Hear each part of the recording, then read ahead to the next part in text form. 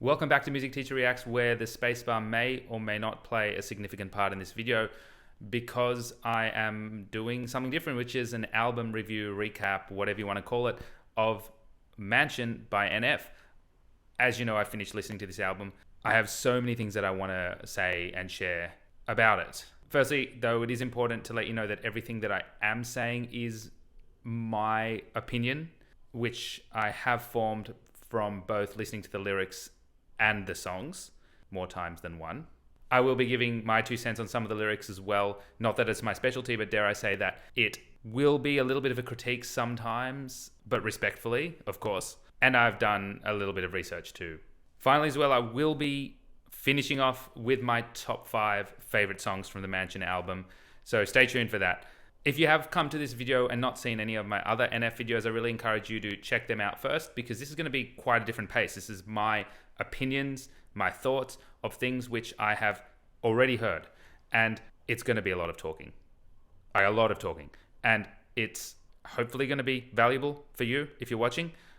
And there will be some snippets of songs, but they're not going to be anywhere near in the full. And to try to clamp down on copyright, it won't be much. Look, it's no secret that I've really grown to like this artist. It's obviously only through one album, and I wouldn't be doing this if I didn't like him, because I'd be wasting my time if so. I did want to go through some of my insights of the album's construction. That is, my thoughts on the progression of the songs and why the album is structured so, in my opinion.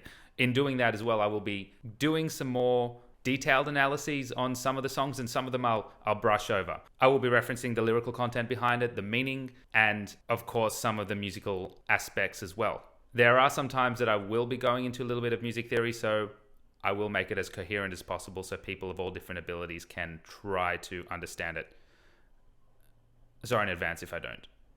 So firstly, in the words of NF himself. Up, if the songs ain't sharp, trust me, they ain't making the cut. And that was a short excerpt from Motivated. If the songs ain't sharp, they ain't making the cut. We need to understand that when an artist puts out a song in an album, or any song in general, it's obviously not uncommon for fans to like one song over another, sometimes even hate on some of the songs. But it is important to understand that these are professionals who have spent hundreds, if not even thousands of hours on their music, on this particular album for the sake of NF here. These songs and these albums they released are the best version and the best possible version of themselves. This album is no different. The way that I see it, every song belongs in the progression that it is, in the order that it is, for a reason. This mansion. So this album's called Mansion, yet the song Mansion is not the first song on the album. At under 3 minutes, Intro is the shortest song. And I'm sure that he manages to fit in the most words in that time than he does in any other song in this album. Don't quote me, I didn't count. NF says this in an interview about Intro.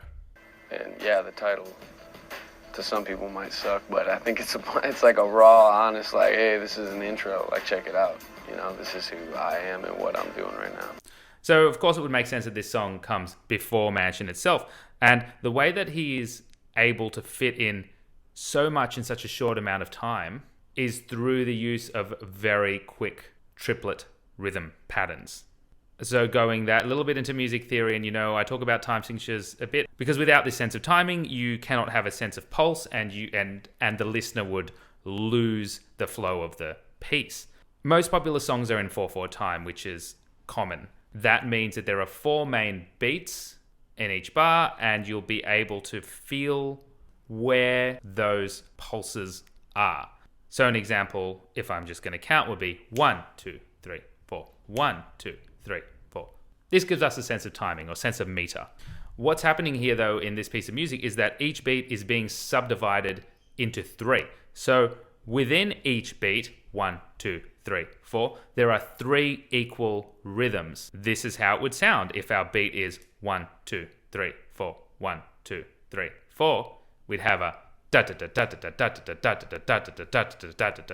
Each beat is being separated into 3 equal parts. This is a very fast piece of music. So I may be counting in double time here. So for those musicians who are watching, we might be able to argue that this is in 12/8. For those who are like, what the hell is 12/8? It just means that there are 4 beats in each bar and each one is subdivided into 3 to be a little bit less specific. Just so you can understand this issue of subdivision, I did the one subdivided into 3 before, which is da da da da da da da da da da da. If I was doing the same but subdivided into 2, it would be da da da da da da da da. And most popular songs subdivide the beats into 2. And there is one other song on this album that does this, and we'll come back to that a little bit later, of course. 12/8, though, is not super uncommon in the popular music world. Toto's Hold the Line is a good example.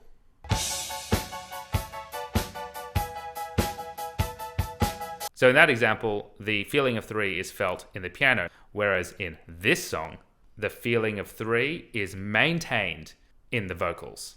And we hear it from the beginning. After that beautiful cinematic slow introduction, his vocals come straight in, pounding that rhythmic pattern into our brain. I'm looking like I'm gonna get it, you probably don't get it. I come in your house with a microphone looking like I'm about to set up a show in your kitchen. I'm out of my mind, but I feel like I'm in. He barely deviated from that rhythm, and he barely does in this whole song. And because this rhythm is used so much in this song, any rhythm that he uses, which is not that particular rhythm, helps us focus on important words, helps create contrast. So guaranteed next time you listen to it, any words that you hear which really stick out to you in this are words that he has used outside of that triplet rhythm. He is bombarding us with this throughout the piece of music. And I did love this song. I loved this song the first time I heard it. And if you didn't hear my reaction analysis to it, go and check it out. I couldn't cover this all in full detail because I've listened to this many more times since. So any words that you hear which really stand out deviate from that triplet pattern, which is the main theme here. And that's why this part is simply the best part of the song. Know what my lane is? Hockey, not competitive. This is a job for me. It's adrenaline. Don't try to box me and I am made when I'm coming. He's using that triplet pattern, but he's using longer rhythms. Yes, this part of the song has a growth in dynamics, so in volume, in instrumentation. There's a lot more going on, but this is the first verse that he's really deviated that little bit from the rhythm. And the uses of rhythm here are not uncommon to the time signature, but because he doesn't use it often, makes us really focus on it and makes it go, whoa, this is incredible. He's used this one theme and he's stuck it in our minds, and then he blows us away with a small difference, which seems like it's a massive difference. Lyrically though, this is an excellent introduction to NF as an artist, as many people would not have heard his stuff possibly before listening to his Mansion album. He does reference Capitol coming into the picture and giving him a shot, and he does give us a glimpse of his faith in the end. As we know throughout this album, there are not so subtle hints about his faith, but if I were to give one issue and critique with the lyrical content, or one small part in this piece of music, and remember I said at the beginning, this is not a disrespectful critique, it is with respect, are the following lyrics. Here I go. I look at the math, I look at the map, and thank you God, I swear it's a miracle. And The word miracle, and thank you God, I swear it's a miracle. While I assume that he's talking about himself being discovered, which of course there's an element of luck to, his discovery did not come without hard work, which is why I need to say, this is not a miracle, Nate. This is the product of you putting in tireless effort and hard work into something you love that you want to share with the world. So when I first heard the songs, Intro and Mansion, I was under the impression that NF was solely a rapper. I heard The Search, I heard Intro, and I heard Mansion, and it was just rap. And it's not just rap in the sense that it's bad, but we know going through this that he can sing, and he can sing really well. I know Mansion is a favorite for many, and there is this incredible underlying piano riff. It's incredibly repetitive. Inside this mansion.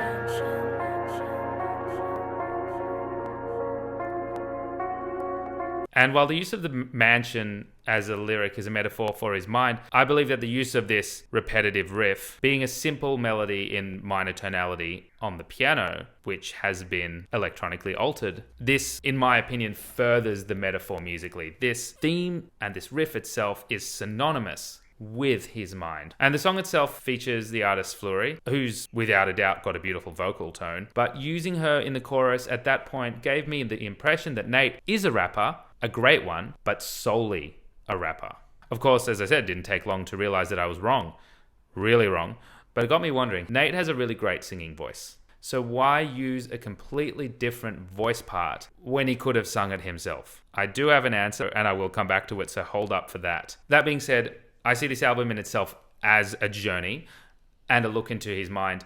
We have a very personal picture of his mind painted in the song Mansion, but I do argue that every song is placed purposely and perfectly in order in itself. There's not one that shouldn't be there. While we have themes throughout of physical abuse, trust issues, loss of family, emotions of fear and anger, emotional struggle, these are clearly issues which will be unpacked over the course of an album, and I haven't heard the other ones, obviously and possibly over the rest of his works. So while Nate felt it necessary to give new listeners a brief introduction to himself and his mind, we do delve deeper into his Mansion in All I Have, where he demonstrates his frustration and persistence in moving forward into perfecting his craft, or that's how I interpret it. But the newest thing we get here as a listener is him singing. And while that is in just the chorus, we are treated to his sensitivities, his vocal sensitivities in his next song, Wait, which is more stylistically R&B than hip-hop.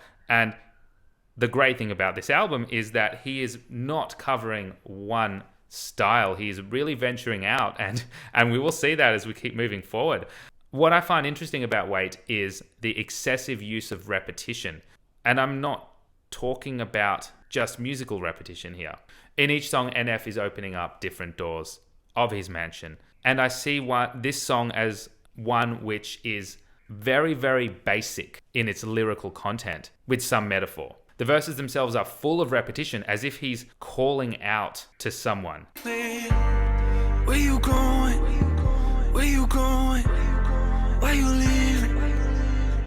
Of course, he goes on. I can't lose you. I can't lose you. Girl, I need you. Girl, I need you. So when we call out for someone and give a cry for help, these cries are usually a result of something which is much deeper, which we're struggling to communicate. So the chorus itself here deviates from that concept of repetition. I'm holding on to pieces of us that I just can't let go. I know this is a desperate kind of love, but it feels like it's home.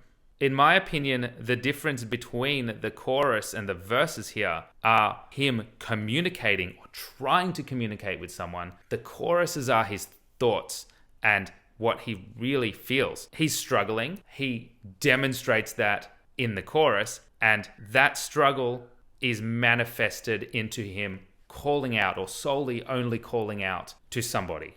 And it's clear there's a lot of insecurity here. These insecurities are leading him to call out to the other person with short repetitions, such as, where you going? Where you going? Don't you love me? Don't you love me? This is his way of communicating to another what is easily and eloquently communicated to us in the chorus. Thematically, I believe this song is about insecurity, and I could be wrong again. And we all have our own insecurities. This is Nate opening himself up to it, which is why it's so well followed by Wake Up. This is what I mean by one song flows into another so well. If you haven't seen my reaction analysis on Wake Up, that song absolutely blew me away. Check it out, because musically, there's just so much happening, and I've heard it a few times since, so of course the initial reaction has faded, but the contrast between the chorus and the verse musically is amazing. What strikes me lyrically in Wake Up is he's talking in second person. But I actually believe this is him talking to himself, giving himself a wake-up call as well after sharing insecurities. But Wake Up seems to focus more on consequences of not living your life to your potential, rather than offering tips on how to do it. I firmly believe we're taking a journey within itself in the Mansion album, through each song leading to an end goal. So while Wake Up is told in second person, the next song, Face It, is told in first person. So I'm seeing the lyrical content of Face It, which I didn't do a reaction analysis to. The lyrical content in Face It is a direct consequence of what he was relaying to you, him, in Wake Up. As I said before, it's all well and good to realize that you're not reaching your potential, but it's another thing to face it and actually have a plan and know how to move forward from that. As I said, what's amazing about this artist is every song is so different. And this song has somewhat of a trance feel. And here, as a continuation of Wake Up, Nate has identified something within himself that needs changing. He acknowledges that he is the only one that can make that change within himself, but he's struggling to do so. Of course, musically, there's a lot of use of synthesized instruments here. We have a much heavier electronic feel. What I really love from this, and it is something quite small, was the use of sound effects, especially when referencing, again, faith and the concept of the devil, how it grabs your attention. I don't think straight. Trying to tell me everything's great. The electronically modified voice, the extra layers added. And to listen to that again, which makes it really cool, there's this bass rhythm underneath, which wasn't there before. And his vocals were doubled at a much lower octave. And if we think of the way media portrays the devil, is you have this deep, deep voice. So take a listen again. I don't think straight. Trying to tell me everything's great. Devil in my ear. That being said, another one that I didn't do on camera was Motivated. And I found this one to be so different. Like, it's so different from the rest of the album, both lyrically and musically. And yes, everything that he does is different, but this was exceptionally different. Firstly, we have a very, very overconfident NF in this. When you're running high on motivation, your confidence level should be soaring. What I do find here, though, is a somewhat angry NF. His choruses are verging on aggressive, seemingly a message to tempting haters to take their best shot, or to take your best shot. He's not actually even singing or rapping these choruses. The notes are barely pitched. So in order to get this point across, he's intentionally using vocal tones which are not pitched with indefinite pitches to sound more aggressive. And I'm blinders hit the fact that I smoke past. Take your best shot. Take your best shot. While he's rapping in some other parts of the song, this is a very common feature within it. There is barely any singing, if not any singing at all. So either way, while the focus of this song is very clear, it is about motivation. I believe that the excessive focus on haters and people trying to bring him down actually may be a symptom of some deeper seated insecurities, which flows on to from the last few songs in themselves. Remember, we're getting a picture of his mansion, the struggles that he's going through his mind, and Motivated in itself, Face It, Wake Up, Wait, in my opinion, are all about insecurity, anxiety. It's a manifestation. So we know NF's mind is a complex one, all covered in lyrics. This song had so many amazing musical features. Firstly, this epic cinematic choir, which is the only harmonic instrument in the first part, on the first half or the first third of the verses, is so different from any of his other songs. All you have is his rapping, some form of bass beat, but there's this conflicting rhythm, and any kind of other harmony is provided by vocals here, by a choir. And it's funny because he mentions Mel Gibson as well. So he's drawing, obviously, metaphors and comparisons in some way, but I feel like he's taken this cinematic concept straight up. Take a listen. When I first started, never knew if they will listen, but when I write, I produce passion. That's Mel Gibson. If music... There's no synth, no piano, no guitar, no bass in this part. And it builds gradually anyway within the verse, adding more and more layers of instruments. But my favorite part in this song, the punches and the landmines. This verse contrasts so heavily in the accompaniment. What you have here is the harmony is completely stripped back. There's no harmony. It's just the vocals and this rhythmic layer, and the drums, the toms on the drums are being used. They're very aggressively used. The rhythms themselves are incredibly sporadic. They're not something that can be predicted. And it's this word painting with throwing punches. You're going to landmine. No, I'm a landmine. I'm gonna blow. I'm gonna explode. And these are the way that this song musically grows throughout. And I don't believe this song is given the credit that it deserves.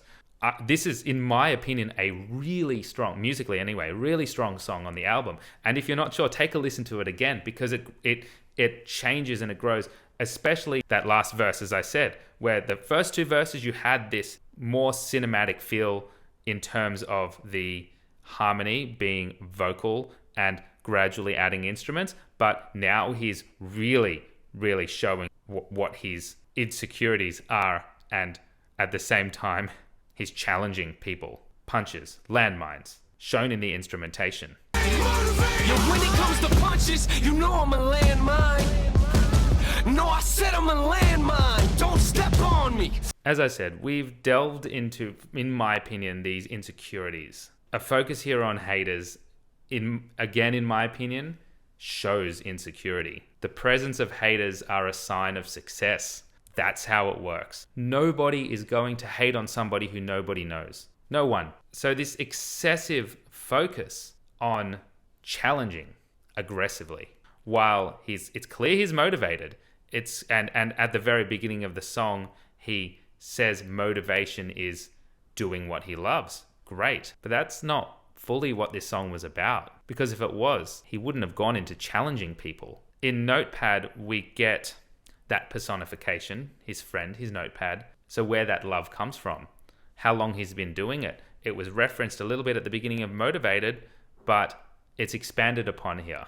And I did mention in my reaction analysis about it is this is the only song which doesn't have a really obviously rapped or sung chorus. This chorus is spoken, which is excellent, but something that is hidden within the chorus is a melody lingering in the background, which is which is sounded out using O's. So while the chorus is spoken, there actually is a melody in the chorus. But before we listen, I feel like I might deserve a little bit of credit for identifying when my camera is pretty much running out of battery. So this is the vocal melody in Notepad. Take a listen behind his lyrics or his speaking. You know, Dylan, trying to deal with some things, and you've always been there for that. Always. I mean, you knew it was there. You knew it was there the whole time. You've probably heard that song several times, if not 10, 20, if it's your favorite, thousands. But this song does have a melody for the chorus. It is fairly basic. It is giving us a background on his passion. A passion which makes him feel good, which gives him motivation.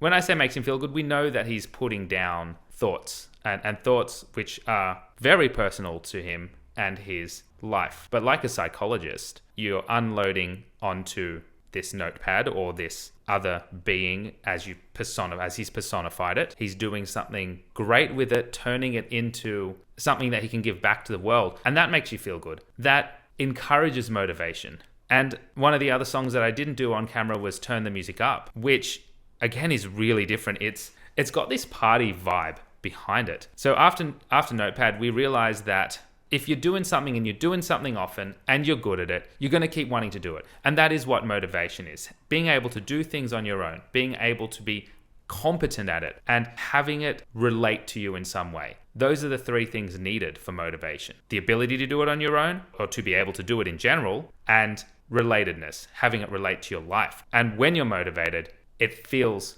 good. You're on a roll.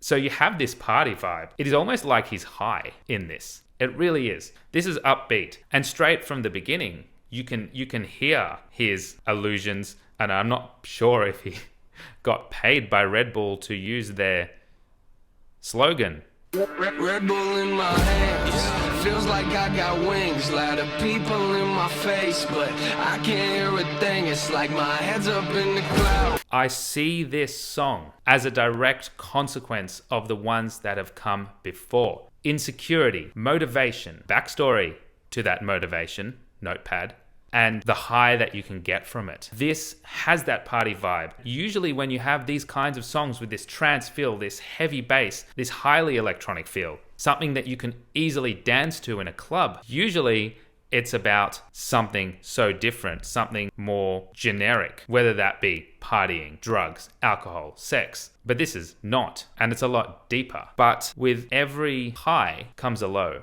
I'm paralyzed. Where are my feelings? I no longer feel There's always going to be downs. Doesn't matter how much of an a role you are. Again, this goes into his issues in general, but I see this as showing this realization that not everything is fine and dandy, writing music, I'm doing well. There's always going to be something that pulls you down. There's always going to be something that makes you feel like you can't move forward, that you're stuck. And my reaction analysis on this focused a lot on the music because I feel like there was a huge lot of word painting in this. I'm paralyzed. It is very slow. The pitches themselves don't move very much, but it is such a beautiful melody. The second verse gives me the chills every time with that harmony added in it. It is by far my favorite part of the song. So we've moved through these emotions. We've moved through this journey that he's taking us on in Mansion, and we're at Paralyzed as a consequence of this high that he's shown us that he's feeling from his motivation, from his work, and he's got nowhere else to move, which brings us to close to the end. And this is where I'm feeling like this album moves into a discovering of faith.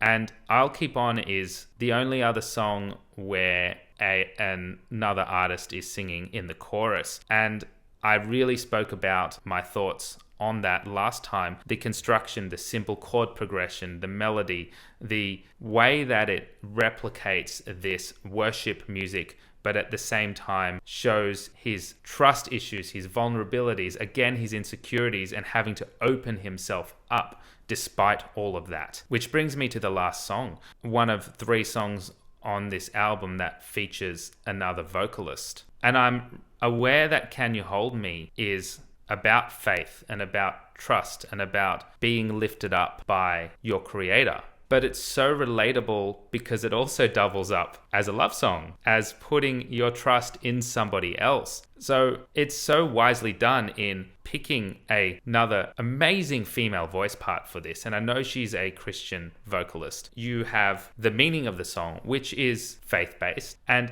interpretations of the song, which are not faith-based, but they work together. My reaction analysis on this was focused so much on time signature. So my apologies. And I know some people learned some stuff there where the tempo really didn't change, but it did have the illusion of changing. And I was talking about the time signature being 3/4, 6/8. This is the other song that I believe is in 12/8, like Intro, but a much slower 12/8. And our beat on this is 1, 2, 3, 4. And within each beat, you have a subdivision of 3. I say 12/8 again for the musicians is because I feel like that's the length of the phrase. And it reminds me of Mozart's Lacrimosa. I'm not a big Mozart fan by any means. I'm actually not. But one of his works that I really do love is Requiem in D minor, which was the final work that he composed and didn't finish before he died. And if you've seen the movie Amadeus, that is the one which is used to allude to death. Lacrimosa was the 8th movement within, I believe there's 14 in his Requiem, and that's in 12/8, roughly the same tempo as Can You Hold Me. So just for the introduction for that, you have 4 main beats, and within those beats, a subdivision of 3. 1, 2, 3, 4. Da, da, da, da, da, da, da, da, da, da, da.